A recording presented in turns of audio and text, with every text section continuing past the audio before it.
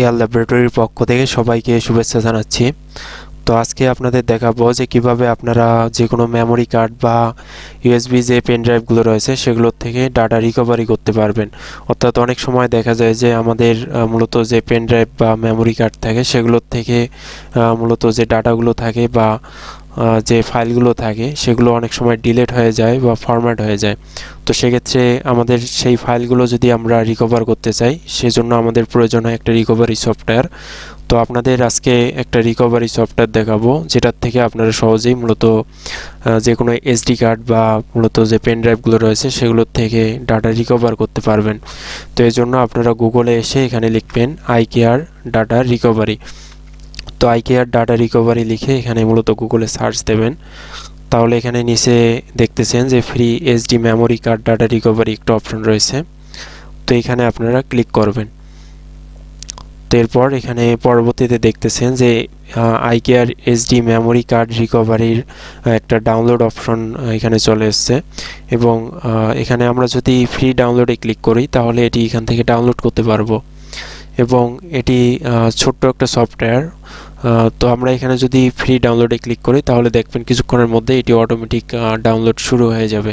তো দেখেন এখানে ডাউনলোড কিন্তু শুরু হয়ে গেছে। এটা 4.2 MBর একটা সফটওয়্যার। তো ডাউনলোড হয়ে যাওয়ার পর এখানে আমাদের মূলত হার্ড ডিস্কের ডাউনলোডের ফোল্ডারের মধ্যে চলে আসতে হবে। এরপর এখানে থেকে আমরা মূলত সফটওয়্যারটি ইনস্টল দেব।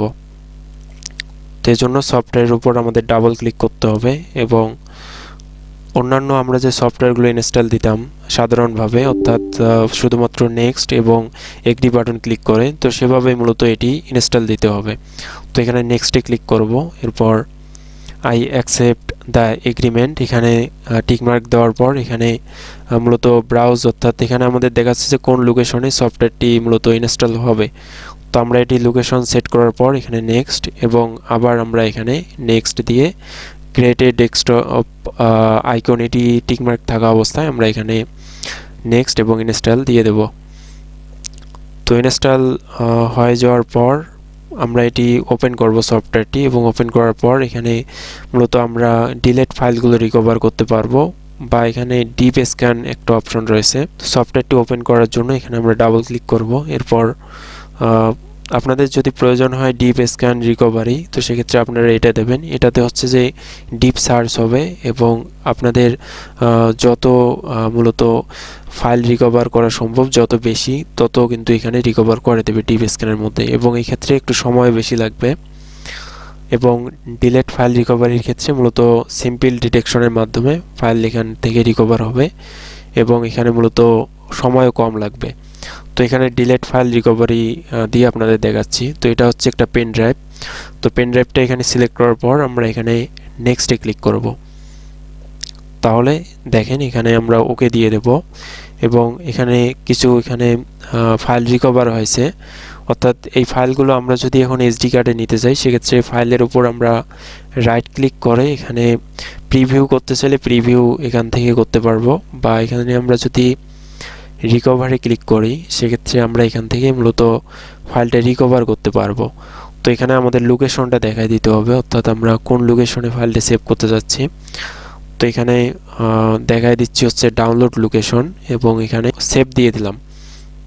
তো এরপরেই দেখেন এখানে কিন্তু ফাইলটা রিকভার হয়ে যাচ্ছে। তো রিকভার হওয়ার পর মূলত আমরা যদি ডাউনলোড ফোল্ডারে যদি চলে যাই তো সেখানে আমরা মূলত এই ফাইলটি দেখতে পারবো এবং সেই ফাইলটি এখান থেকে মূলত আমরা প্লে করতে পারবো অর্থাৎ অ্যাক্সেস করতে পারবো।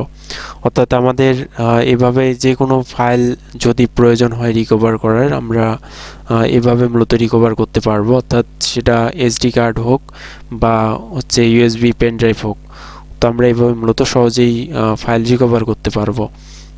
তো ফাইলটা আমরা যদি ডাবল ক্লিক করি তো সেক্ষেত্রে ফাইলটা কিন্তু এখানে প্লে হয়ে যাবে। তো এভাবে শুধু ভিডিও রিকভার করতে পারবেন এমনটা না, এভাবে আপনারা যে কোনো ফটো বা অন্যান্য যে কোনো ডকুমেন্ট ফাইল বা অডিও সব কিছুই মূলত এখানে রিকভার করতে পারবেন।